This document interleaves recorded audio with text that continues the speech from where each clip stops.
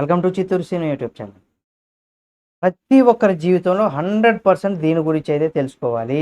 ఇప్పుడు నేను చెప్పేది మీరు టైటిల్ చూడగానే మీ అందరికి అర్థమై ఉంటది మంచి, చెడు.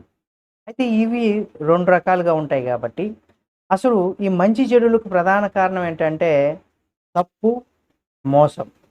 ఈ రెండిటికి కూడా ఉదాహరణగా చెప్పుకోవచ్చు. అంటే మనం తప్పు చేస్తే క్షమించేంత మంచితనం అనేది కూడా మనకుండాలి. అంటే తప్పు చేసినోడు క్షమించామంటే మనం 100% మనల్ని మంచి వాళ్ళే అంటూ ఉంటారు. వాడు మంచోడురా, తప్పు చేసినా గాని నన్ను క్షమించాడు అనేసి కూడా మనందరం కూడా అనుకుంటూ ఉంటాం. మంచిదే ఇది కాదనట్లేదు. కానీ నిన్ను మోసం చేస్తే తిరిగి నమ్మేంత మూర్ఖంగా ఎప్పుడు కూడా ఉండకూడదు. అంటే నువ్వు తప్పు చేశారు, నిన్ను మోసం చేశారు కాబట్టి నువ్వు క్షమించావు. ఓకే. పర్లేదు అని అనుకోవచ్చు.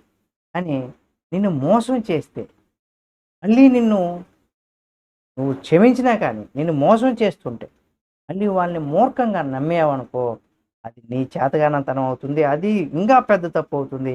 ప్రతి ఒక్కరు కూడా ఒక్కసారి ఫైనల్‌గా మీకు చెప్పొచ్చేదేంటంటే, తప్పు చేస్తే క్షమించేంత మంచి వాళ్ళుగా ఉండండి.